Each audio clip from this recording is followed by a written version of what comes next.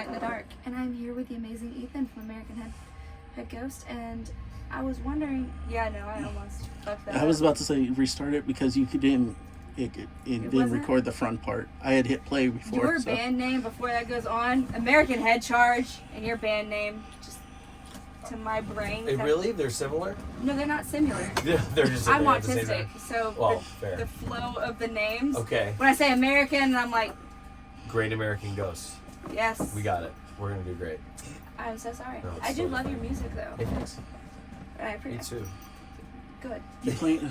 I have one question, I guess, before we start. Are you playing Forsaken tonight? Of course. Oh, yes. Absolutely.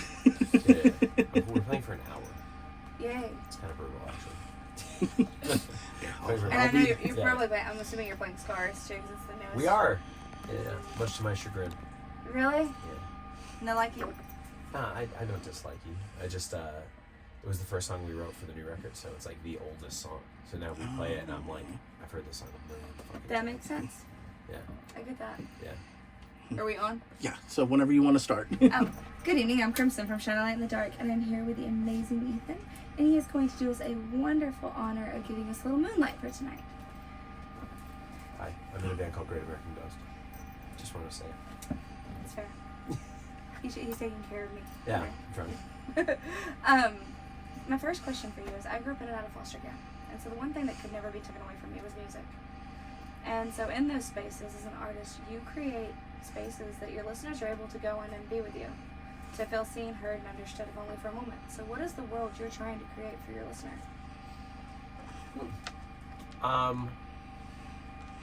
That's a nice thought. It's a nice thought that I create a world for someone to go into. I would hope that that's true. I guess the world that I'm trying to create for our listeners, as the vocalist and as the main lyric writer, I would say that I'm trying to create a more informed world, a world where people have a better understanding of fairness, because fundamentally I have always cared a lot about fairness, even when I was a kid, and I've kind of transitioned that into how I feel about things as an adult. I just would like for people to be treated fairly, and it's like, obviously that's the simplest way of putting it, but the most, complicated way of putting it is that, like, people are being oppressed on a moment-to-moment basis in this world, and Great American Ghost is a microcosm of how one person feels about that oppression on a moment-to-moment basis. And so if you hear this music and you feel seen or heard, then that means a lot to me. But also if you feel like you see someone or you hear someone better, that would also mean a lot to me. And I guess that's kind of why we do what we do, and we do it the way that we do it. So I don't really write like love songs or hate songs or anything like that, or I'm not angry at anybody, like pointedly, specifically. I don't like people in the world. There are people whose opinion I don't think are valuable, like fascists, for example, but I'm not like pinpointing a specific fascist. I just don't like them. Yeah. So, I don't know. I guess the simple answer is a more informed space for those people to hear our music. I love that because, so there's an old saying that says the job of an artist is like that of a lover. It shows you a world that you never knew, and it awakens you to parts of yourself that you never even knew existed. And you're talking about that fairness, and like a lot of what I felt in your music was justice. Yeah, I mean, that's kind of a more complex version of it's like, like fairness starts off as fairness as a kid, and then as you grow into an adult, it becomes justice. Justice would be nice, right? Yeah. And like it's rare. Exactly. And I think as a therapist, it's so important because, essentially your music is what first tells somebody that something's wrong. Because before we're getting stepped on, right? And then all of a sudden when we realize something's wrong, that's powerful. And it gives people hope and inspiration. I like to say that as a therapist, I'm limited by time and space, but you're not.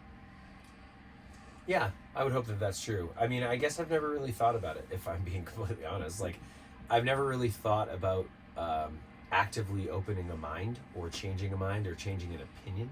Yeah. And I guess it's because it doesn't really matter to me if it does or doesn't. Like, I speak what I believe, and I say it with conviction, and I mean it wholeheartedly, and I've thought about it very deeply, and I've tried to learn as much as I possibly could about the thing before I spoke about it. So by the time I'm saying it, or I'm screaming it, or singing it, or whatever combination of those two things I do about them, I'm generally pretty disinterested in if anybody agrees with me or not. No, but I think that's what makes it so powerful, is because there are other people that feel the same way, but they almost feel alone in those thoughts or beliefs or opinions. And so, kind of like you said, like changing the opinions. But to me, your music was more powerful in the way that it just kind of almost gives you validation that what you're feeling isn't wrong. Yeah. Right? Like what you're feeling is okay. Yeah, I mean, I think that heavy music in general is foundationally about finding people that make you feel like you're not alone, or make you feel like you're not strange. I recently had this experience with my uncle. My uncle is a doctor of Russian history. Oh, that's awesome. He's a very intelligent man, and he's married to a Dutch politician who is a very lovely woman who's very intelligent. And he came to one of our shows, and this music is like, on the surface, is like violent. It is a violent music. It is a violent environment. But I think he very astutely observed, he was like, I never felt like I was in danger. It's visually dangerous, but it did not make me feel like I was in danger. Yeah. And I told him, I was like, well, that's because everyone here is here to feel like they belong somewhere. Yeah. And so they don't want to make someone else feel like they don't belong, or they don't want to be violent in a way that would exclude people. I think on the large, I think that's how people observe heavy music, is that they want others to feel accepted the way that they feel accepted. So if our music can make people feel heard or seen or accepted, or like their feelings are valid, then I think that's really important, because that's what heavy music did for me when I was very young. Well, even when I was doing my PhD research, I think that's kind of like one of the stigmas that happens with heavy metal music, right? Is that it's angry music. But anger is such an actually important fuel in our life. Like, we deemed it as bad somewhere along the line because we've been told we're not supposed to be angry. But anger used correctly and in a healthy way is one of the most powerful forces we have. Yeah. I mean, I think that there's like, you know this better than most, is this is your profession. But I think that like, anger is something that you can overuse. For example, like I default to anger, like in all like emotionally trying situations. Like I default to anger. It's just what's safe for me. It's what like I grew up feeling. Anger was safe in my house, so it was like, vulnerability or sadness or any of those things weren't necessarily like the safest feelings to have in that house. So anger was always pretty safe. So I just default there. I just head there automatically. Yeah. And then alternatively, like my partner, she doesn't feel it enough. Like she doesn't stand up, and she's not confrontational outwardly. She's just not that way. That's how she grew up. That's what her life led her through. So it's like, but there is this happy balance between those two things where like, it is healthy at times to, tell someone to fuck off, but it's not healthy all the time to tell somebody to fuck off. But like, what punk rock did for me was like, punk rock is how I started, listening to heavy music. I didn't start like with Slayer. I started with The Clash and Black Flag and the Ramones and bands like that. So it was like, for me, maybe I got a little too much of it, but it was like the main thesis is fuck off. Yeah. So when I was a young kid and I was feeling like I wanted that, it supplied me with that, So yeah. I think that's cathartic and valuable, and anger is it's a valuable asset, because I thought I had too much of it, which I definitely did, and then I met somebody who didn't have enough, and I was like, oh, okay, like there's two sides to this coin. It's not just like angry guy. Yeah. Well, what's beautiful too about y'all being the balanced and the opposites is that you can kind of teach her how to use that, and then she can also kind of calm down the storm, right? And like, we do that. It's really a lovely thing. It's very symbiotic of us to, like I'll call her when I'm like being angry and being like unreasonable, because I'm a self-aware enough to be like, I'm being unreasonable. Like this is not reasonable. I'm being a psycho. And then she calls me when she's like, I should have done this, or I want to say this, and I'm like, I'll gas her up. You're like, you should. Yeah, do it. You got this. Yeah. Sometimes, man, nothing feels better than telling somebody to fuck off. Sometimes you have to. But like rightfully, like when you're like fully vindicated, and you're like, hey. Like you've crossed your boundaries. Like I can't. Right now, yeah. I didn't ask you if I could swear. I'm just swearing. You're good. Cool. It's 2025.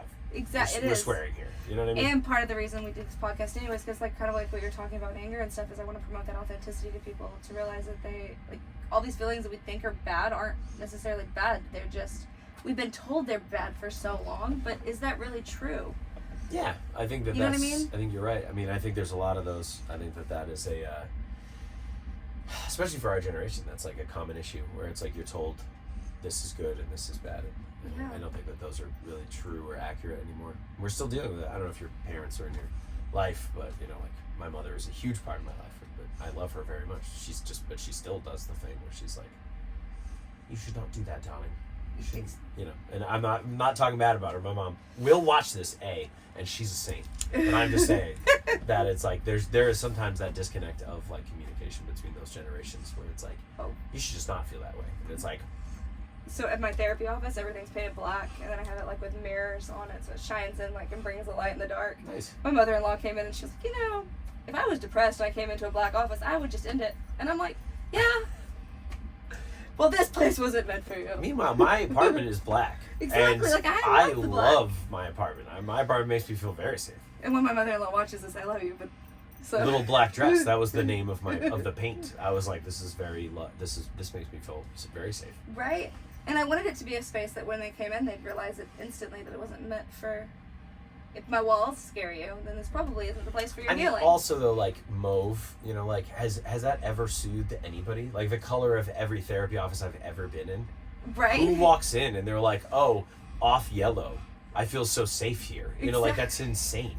No one's ever done that. Like, Right. oh, like a really old leather couch and like white Exactly. So sterile. walls. I feel crazy. I feel crazier. I'm like, this sucks. Exactly. Like it's such a sterile environment. And you're like, okay, so what I've really happened is I was just coming here for you to judge me. No one's real ever quick. walked into a dentist's office and been like, wow, the interior decoration in here really makes me It's feel like amazing. at ease. I feel great. Yeah. No, I love that, and thank you so much. You've been like amazing. I love the way that your mind thinks and works in those ways. So Thanks. I can't help it.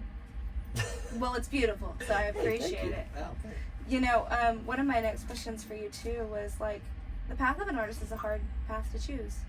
So I work with a lot of like at-risk teens and a lot of individuals that are using music as one of their healing modalities. What would you say would be your advice for them to help them stay true to themselves and to help them honor themselves on their path when it gets hard to be a musician?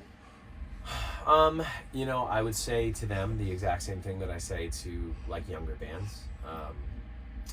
I manage bands and I work with a lot of younger bands, and I say the same thing to them, and I would say the same thing to your patients, which is you're going to be told no a million times, and then you'll get one yes. Yeah. And then, you know, you're going to be told you're not good enough 1,000 times, and you'll be told you're good enough one time. Typically in the industry, you're only good enough when you're benefiting someone directly. It doesn't behoove somebody who's in a position of power to tell you how great you are when they're not capitalizing off of your greatness. And like being a musician, and especially like a touring musician or a musician in this industry, and especially playing heavy music, like we're just getting down into like drilling down into these sub-genres, but like in order to do that, you have to be like borderline delusional. Yeah. Like you're borderline delusional. Like I'm at a show, I'm in Austin, Texas on a Tuesday. Like I have no idea how many people are in there, but if it isn't full of people, like literally packed, you know, upstairs and downstairs, then like part of me is out of my mind. Like I'm like, it's a wild choice to be like, I'm 2,000 miles away from everybody I care about. I miss Thanksgiving for this, you know, and Yeah. I'm just still like doing it because I believe that I know something that other people don't know. Yeah. And that delusion is like, it's valuable because it's like, you definitely don't want delusions of grandeur. Like you don't want to be like, I'm the best thing that's ever happened and walk around like a jerk off. But like, you do want to be like, I don't care that this person is telling me that I'm not big enough, or that I'm not worth enough kids, or that I'm not popular enough, or that my music isn't this, or it isn't that, or it's not really what they're looking for right now. You know what they're looking for is jazz music with breakdowns, or whatever the fuck anybody's talking about these days. Like, none of that matters. Like, all that matters is that like you're making music that you believe in, and when someone tells you that you're not good enough, just be like, cool, dude, whatever, thanks. Thanks. Yeah. Thanks or no thanks. And just like, Yeah. I definitely do something unhealthy where like I add it to my mental list where I'm like, oh, I'll fucking show you. And there's like a list in there. And when I drink too much coffee, I go through the list. But that's not a healthy way to do that. But alternatively, you can use it as fuel. You can be like, all right, man, I respect your right to believe what you believe. Yeah. But alternatively, like, I'm going to keep doing this and I'm going to prove you wrong and you're going to see it. No, I absolutely love that. Like, that was beautiful. I tell my clients all the time that since I grew up in and out of foster care, I never completed a grade K through 12 because I was always moving so much. So when I told the girls at Scott White when I was working at the hospital that I was going to open a practice and get my PhD, do all that stuff, they're like, oh, yes, honey. Sure, bless your heart. Yeah. The Southern bless your heart kind of thing. Yeah. But those delusions can be good sometimes. Like, especially if you know in your own heart that it's something that they just can't see in you yet. Or that they can't see. So I love how you described that. It was beautiful. Thanks. Yeah, I mean, I say to my guys all the time, and I say to young bands, this kind of applies, but it's like, everything's whack until it's not. Yeah. Like, Sleep Token's the biggest band in the world right now. I'm sure that like lots of people like them. I have a little Sleep Token wall. Perfect. Those dudes wearing makeup and like masks in like venues that in basements. Yeah. Like they were just like, it's like Slipknot wore masks and played like whack local shows. Everything's whack until it's not. That's like, true. Everyone can be like, that sucks. And then the second that it doesn't suck, it's tattooed on people's hands and it's extremely important to people. And like, they're massive and they're playing these massive festivals. And it's like, why didn't I think of that? It's like, the reason you didn't think of that is because the second you saw it, you just missed it off right. Because you were just like, this isn't what I understand to be cool right this moment. Yeah. And it's like, everything's whack until it's not.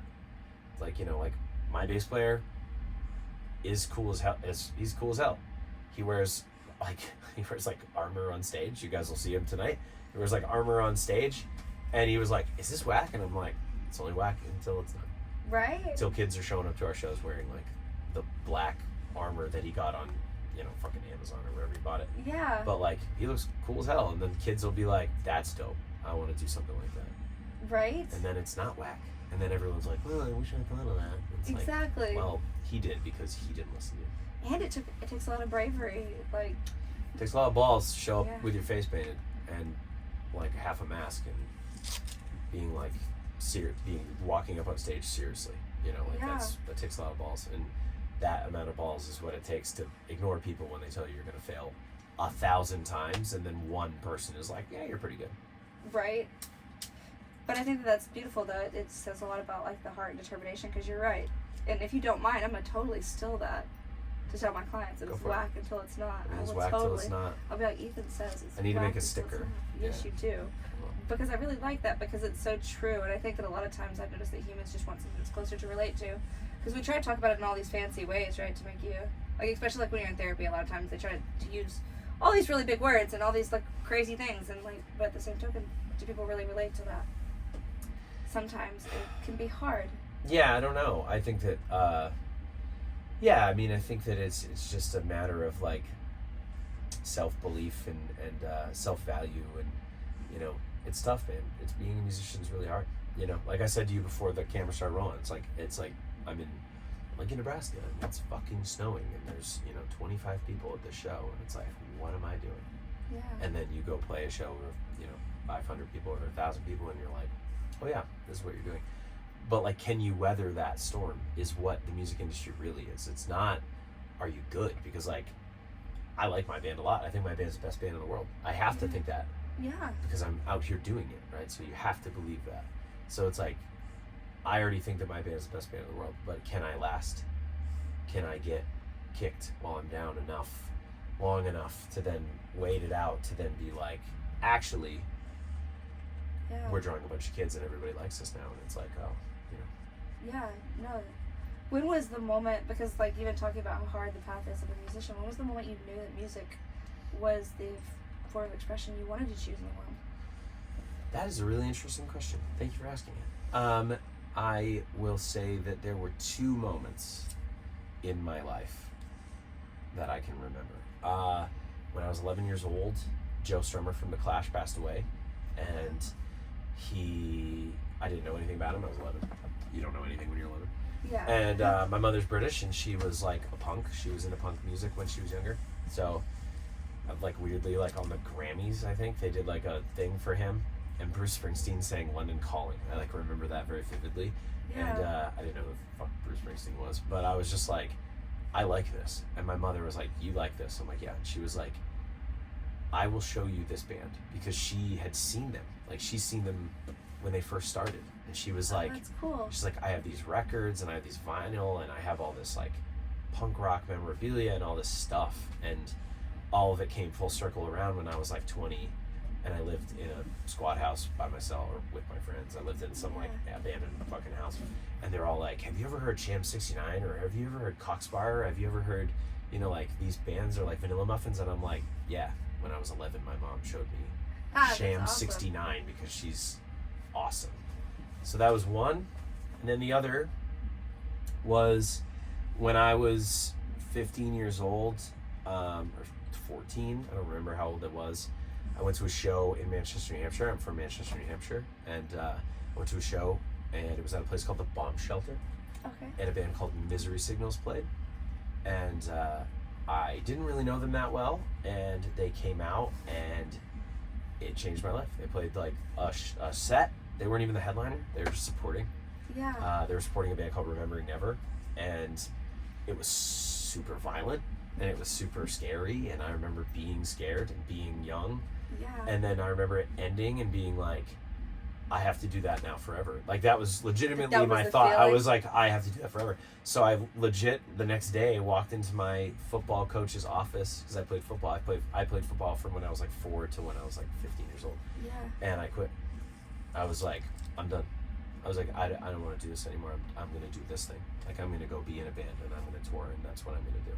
I love that. And it was like that definitive. Have you had, so on tour, like all the tours, all of them that you've ever done, Okay. have you ever felt that moment again? That you felt there where you're like, yep, that Yeah. was that moment. Yeah. What was that?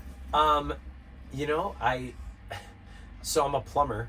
Like when I'm at home, I'm a plumber. I own a plumbing company, Uh-huh. and so I plumb because playing metal music doesn't pay that well. In case you were wondering, in case any of your viewers were wondering, buys this lavish RV obviously, but it doesn't pay much more than that. So I'm a plumber and I'm home. But when I was like 28, 29, I had just gotten out of a relationship that was really hard, and I went on tour with this band called Fit for an Autopsy. I don't know if you're aware of that band, but they're like our best friends. They're Great American that's Ghosts, awesome. best friends in the world. And my best friend Will Putney records us, and my best friend Pat Sheridan plays guitar in Fit for an Autopsy, and Will plays guitar in Fit. So it's like they're just our closest friends. And we've been playing shows with them for years, and we did this tour. I was like 28, 29. This was probably in like 2017 or 2018 or something. And we used to play shows with them, and no one would come. Like Fit would play, and no one would be there. It just like was what it was. We just would play with them because we love them, and neither of Yeah. us would really care that anybody was there. So we did this tour, and I remember just every night there were like people there, and we were all like, what is happening? You know, like, is Fit for an Autopsy popular? And we were all like trying to figure it out, and people just kept showing up to all the shows, and we were like, I think you guys are popular. And they were like, I don't think so. And we're like, no, I think you guys are popular. And like we did the whole tour, and they were popular. They like did well. It just was like it was different all of a sudden. Yeah. And I got home, and I was a plumber apprentice, and I was kind of dicking around, and I like wasn't doing anything particularly. I just got out of this really bad relationship, and I wasn't doing anything. I wasn't doing plumbing, and I wasn't really doing the band all the way. And I just remember coming home and being like, I'm just gonna do everything. And I remember my like parents were like, you're gonna do what? And I'm like, I'm just gonna do it all. Like I'm just gonna go to plumbing school and get my plumbing license, and I'm gonna tour in this band full time starting now. And they were like, that's a really bad idea. And I was like, I think it's a great idea. Yeah. And then I did it, and it took me 6 years to get my plumbing license. It's only supposed to take you 4, but it took me 6. But you know what? 'Cause I was You just got leaving. it. Thanks. Dude. Yeah. And I was just leaving all the time, so I was like, I just come back and like have to go back to school and do my thing. Or I did redo like 2 years because I just missed them and Yeah. didn't do what I was supposed to do. But yeah, I just was like, I'm just gonna do this, and I just did it. And now I'm a licensed plumber, and I'm in this band, and I tour in this band full time. And that is another lesson for anybody who you work with that is young. Do whatever you want. all the time. Yeah. Not in like a bad way, but in like a good Yeah. way. Like, just do whatever you want. Just like, you're like, oh, I want to do this thing, and I also want to do this thing. Just be like, so just do it then. You should just do it. I love the boldness of that because I think it's amazing. Yeah, thank you. Just, yeah, do whatever you want all the time. Because the only commodity you have that you can never get back is time. Like, realistically, Sure. like, money comes and goes. It is what it is. Like, relationships come and go. It is what it is. Like, you kind of just need to let go. Because I'm the biggest fucking control freak in the world, but you gotta let go of control sometimes. And the only thing you can't get back is time. So Yeah. you are slowly dying every single day. So you should probably do something about it. That is fair. I agree with you. And, with that, even talking about kind of like what you were feeling during that time, where do you actually find your catharsis at in this whole process? Where does catharsis happen for you? Is it on stage, when you're writing? I will say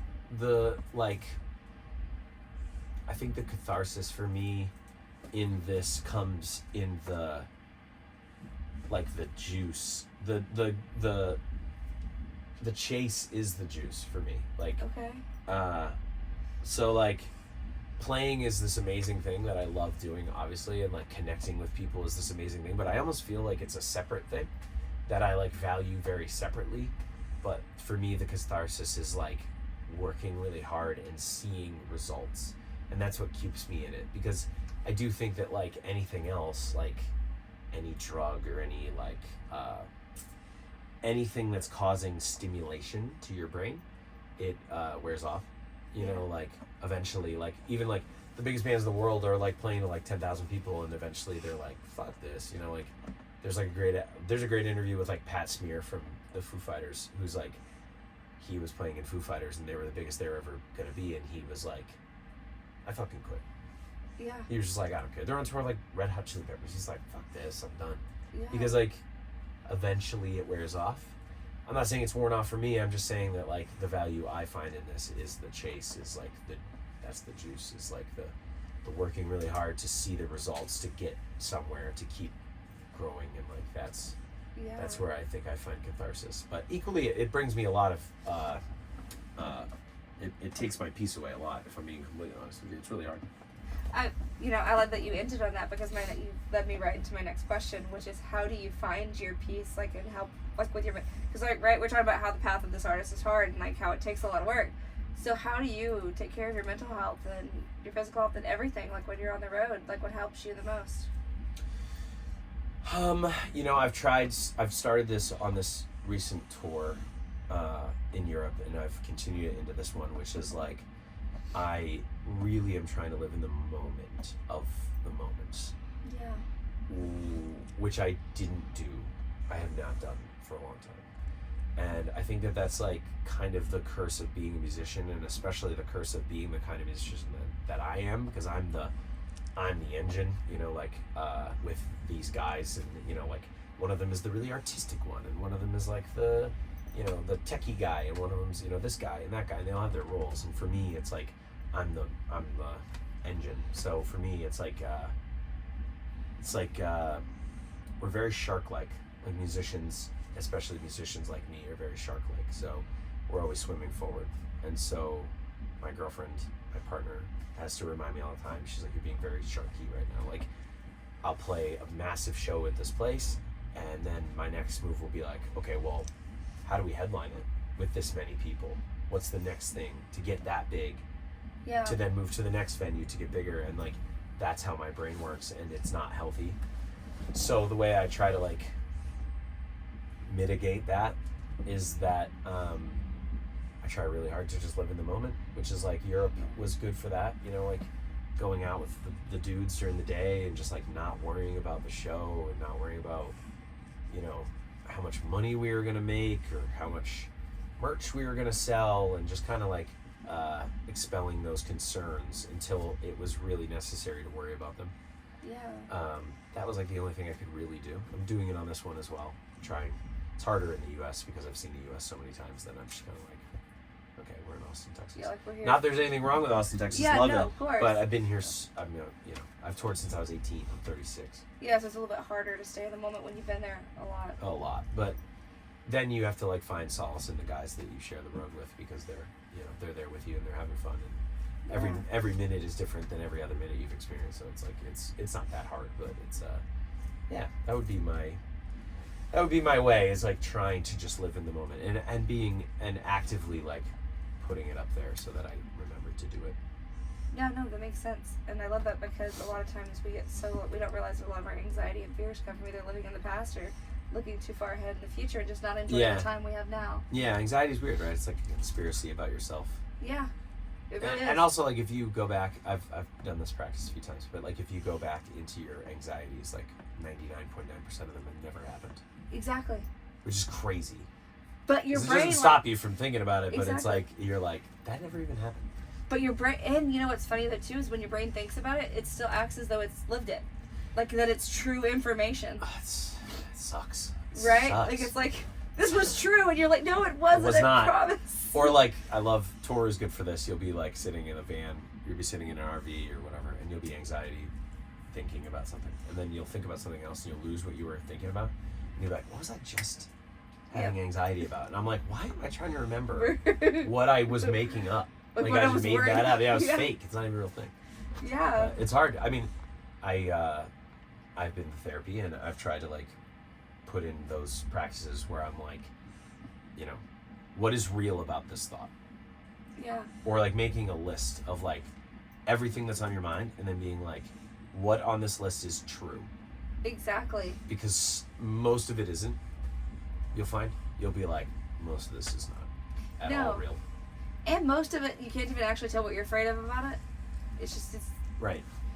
You know, it's just kind of there, and we don't even realize that, like, you know, from the time we're born, we're really just taught nothing but lies about ourselves. You know, you're not this enough, you are not that enough, you're not this. It's wild. And, you know, the thing that they never really teach us is, do you care if I touch your key real quick? You can touch my key. Like, they never really teach us as kids. It's like, if this means that you're not worthy, you have to actually take it from me. Right.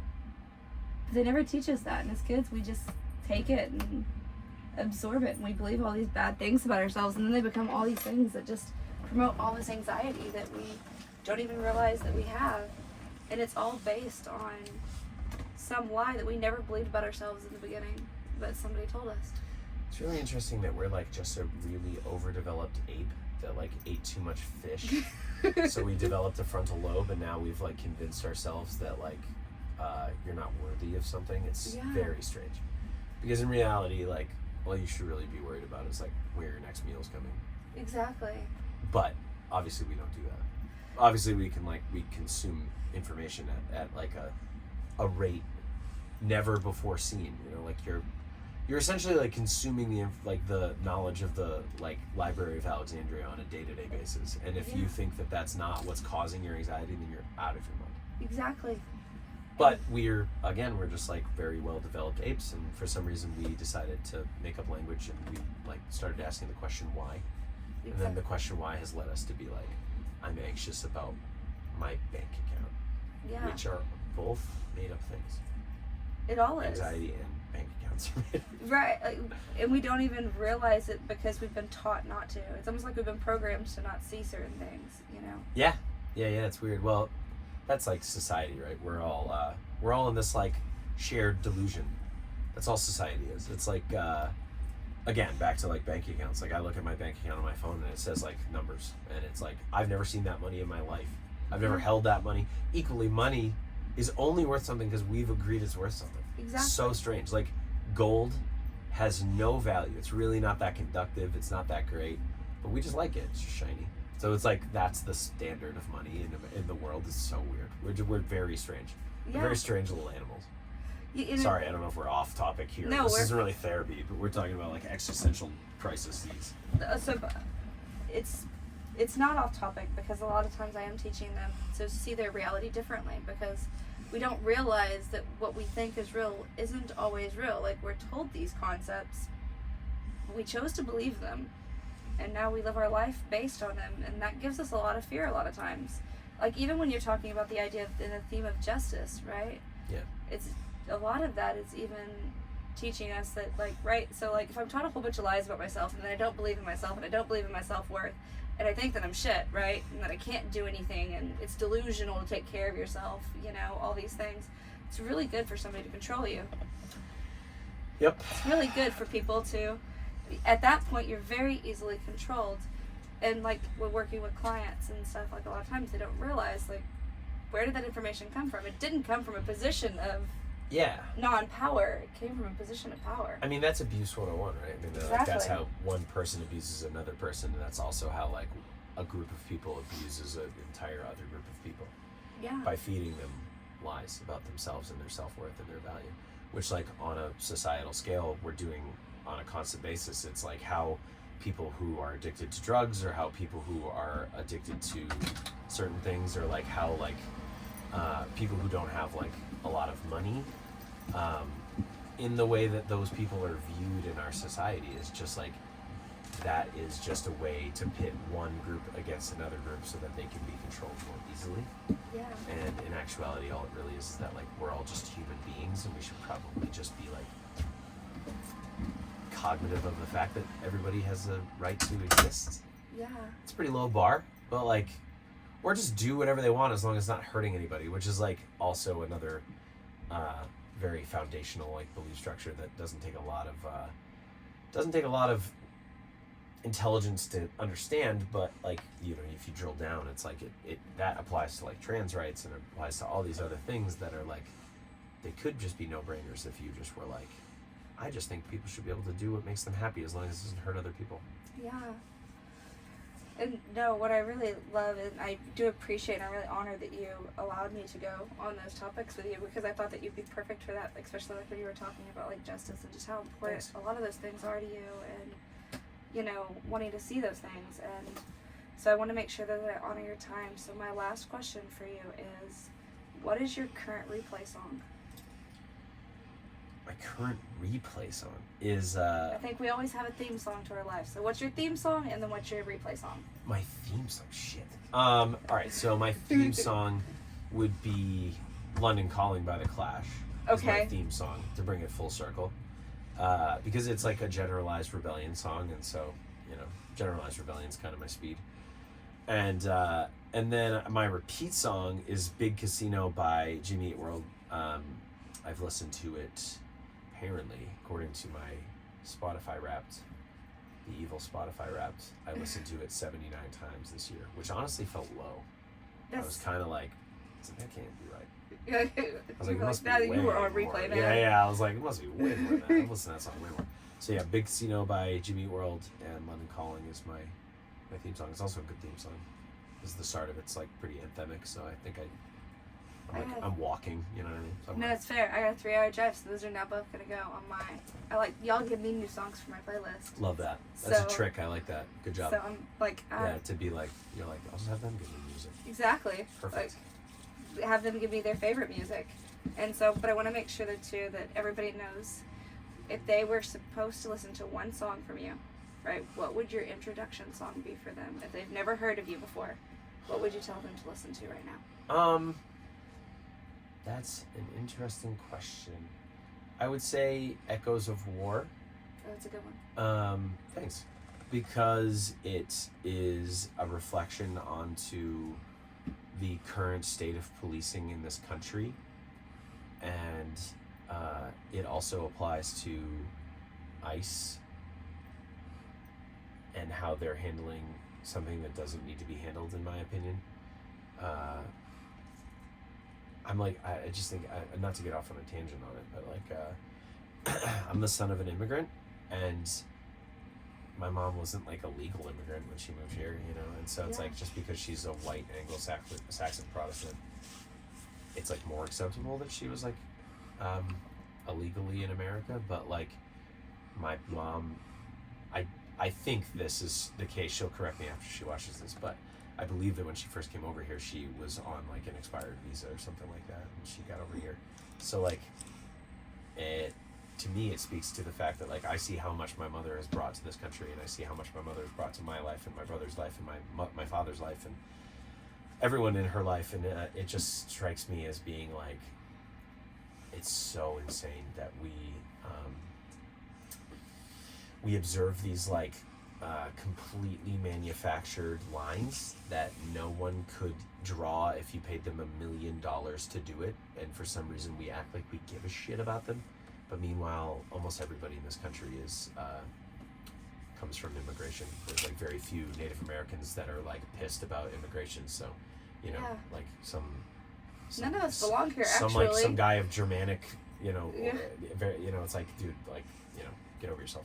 Right. We're supposed to be the melting pot. Like, none of us. Even if your family came over on the Mayflower, Yeah. you still came here. Exactly. You know, so it just bums me out to think that anybody could be so short-sighted that they could think that their value is higher than a person who came here and is inevitably going to make this country better, because the strength of this country is you know, the people who have traveled here. So that is what Echoes of War is about, and so I would say you should start with that one. It's also good. I like it. It is. It's a wonderful song, and I love everything that you said. So thank you so much for sharing your heart.